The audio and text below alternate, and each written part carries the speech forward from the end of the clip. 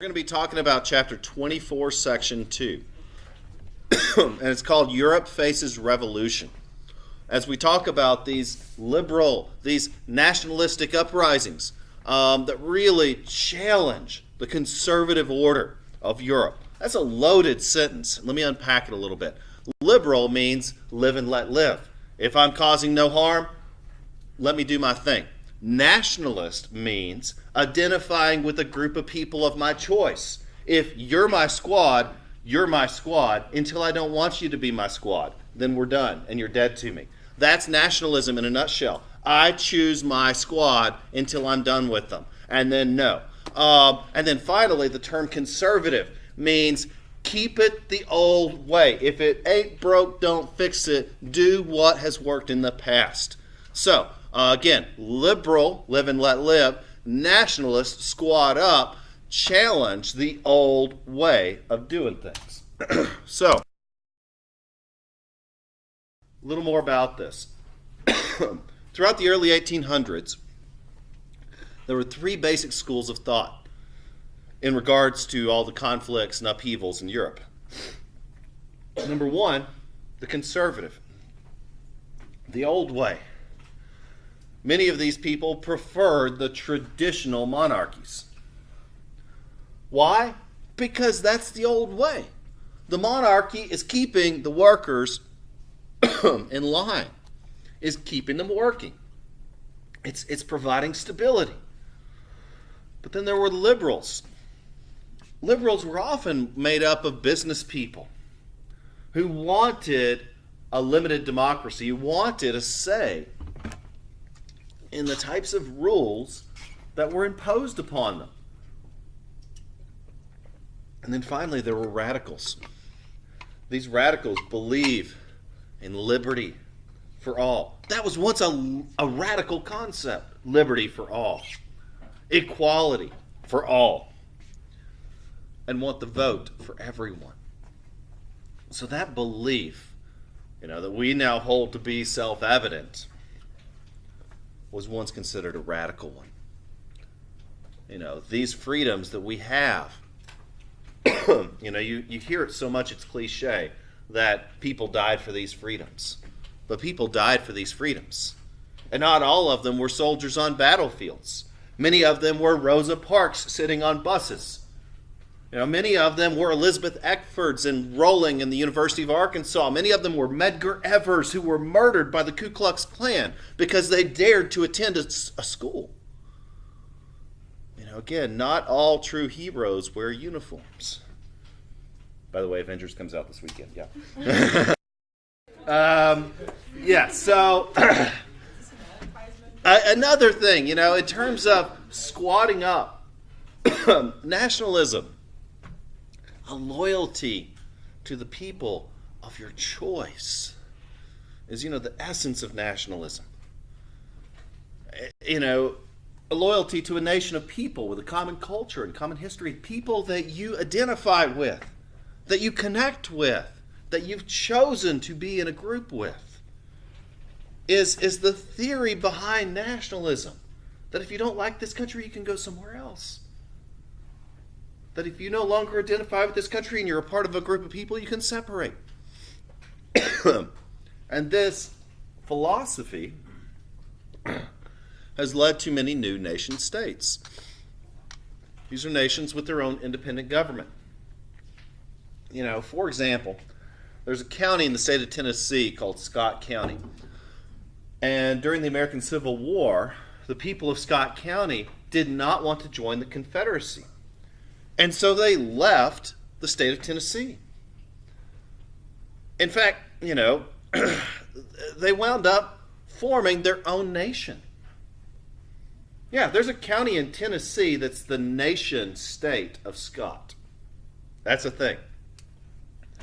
And when the war was over, they technically rejoined Tennessee, but because of a paperwork snafu, they remained the independent nation state of Scott on paper. And that was the status for decades. And as a joke and as a class project, I had a friend who was from Scott County. They would sue for a separate piece. with Germany in the First World War. They sued for separate peace. They make kind of their own relations with different nations, just as a fun class project. But, on paper, they are technically still the nation of Scott. Well, anyway, a nation state is a nation with its own independent government. Now, by 1815 in Europe, the only formally recognized nation states were France, England, and Spain. But we're about to see a lot more because of these uprisings. Now, the liberals and radicals alike supported the trend of nationalism. But the point is, conservatives did not. Until the 1900s, Russia was an empire ruled by a czar, or king. All czars came from the same family, the Romanovs, and they had ruled for 300 years.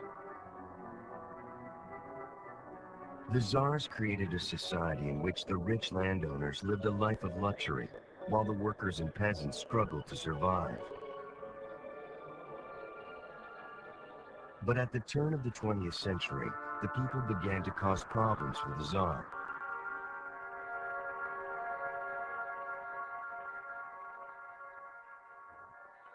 Why did the people cause problems for the czar? Through the years, the Russian Empire had expanded to control a huge area of Europe and Asia.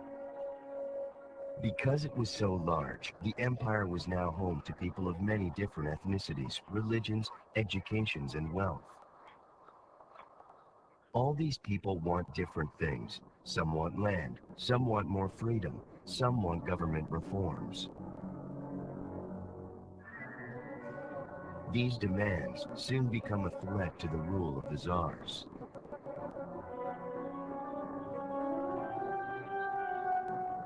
Sometimes the czars give the people what they ask for, like giving local assemblies control over schools and roads. But more often than not, the czars oppress the people. An example of this oppression is Tsar Alexander III's program of Russification, launched in the 1880s. What is Russification? The Tsar insists that everyone speak one language, Russian, and have one religion, the Russian Orthodox Church. It is official religious and ethnic persecution aimed at building a common national identity. The Jewish populations in Poland and the Ukraine are particularly singled out and often attacked. Many Russian Jews become refugees and flee the country for Europe and the US. Most Russians at the time are serfs, laborers bound to the land and to the masters who control them. The masters, who are mostly rich landowners and nobles, make up only a small part of the population. It has been this way for centuries, but beginning in the mid-1800s, many enlightened Russians know that serfdom is bad for the country and want to get rid of it. What is the main obstacle to change in Tsarist Russia? The Tsar's rigid social structure stands in the way of progress. The Tsars believe that if they change the way Russian society works, it will undermine their absolute rule. So as much as possible, they try to keep everything the way it is. The rich stay rich and the poor stay poor. And the empire falls further behind its rapidly modernizing neighbors.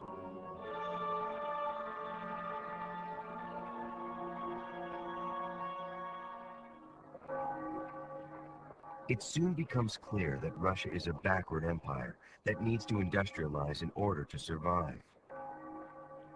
Pressure from students and liberals forces Tsar Alexander II to set the serfs free in 1861.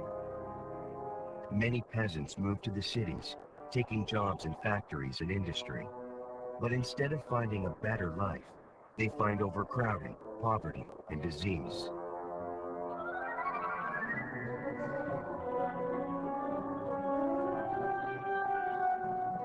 More reforms are called for. During the Russo-Japanese War of 1904, the Russians suffered defeat after defeat. Although supportive at first, the people lose morale and blame the Tsar for the losses.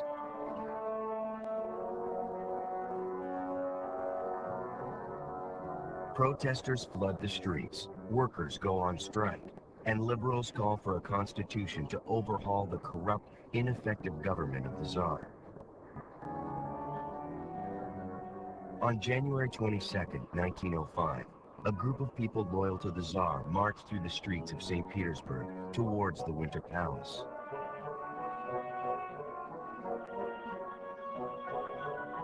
Fearing the marchers, Nicholas II calls in troops. The troops open fire on the crowd, killing hundreds. Known as Bloody Sunday, this event starts the revolution of 1905.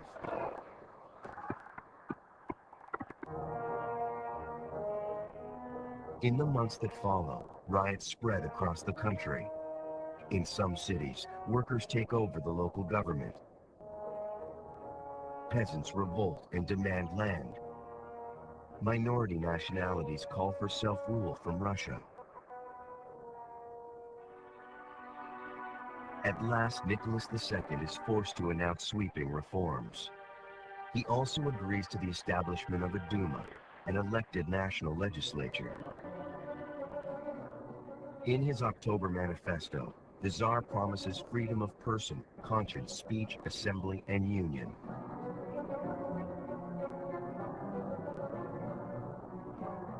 These reforms win over the moderates and restore order to the empire, but the Tsar remains in control. After the Duma meets for the first time and criticizes the Tsar, he dissolves it and appoints a conservative prime minister who will do what he wants. Although some reforms follow, those who had been in power before the revolution remain in power, the Tsars. But it will only be a matter of time until the revolutionaries in the factories and cities rise up again. Now, there's a region in Europe called the Balkans. You might know of it better as Greece. It's also a lot of different nation states today because this region that had formerly been a part of the Ottoman Empire no longer wanted to be a part of the Ottoman Empire. They didn't identify as Ottoman. That's not their squad. They don't know those people. So, the nation state of Greece, or at least the people who identified as Greeks, sought help from the European nation states to gain independence from the Turks. This resulted in a number of uprisings. Most of these failed.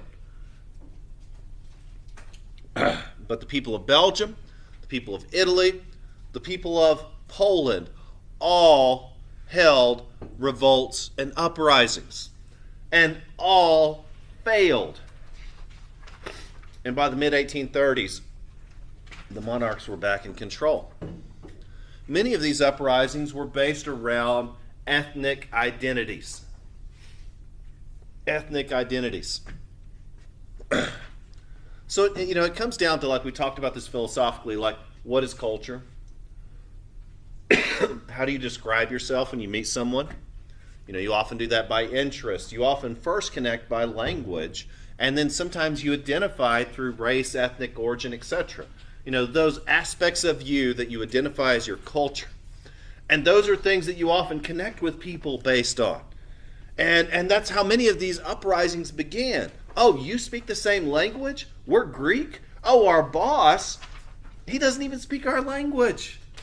Our whole government, they don't identify with us at all. Let's form our own thing. Many of these uprisings failed, however. By 1830 in France,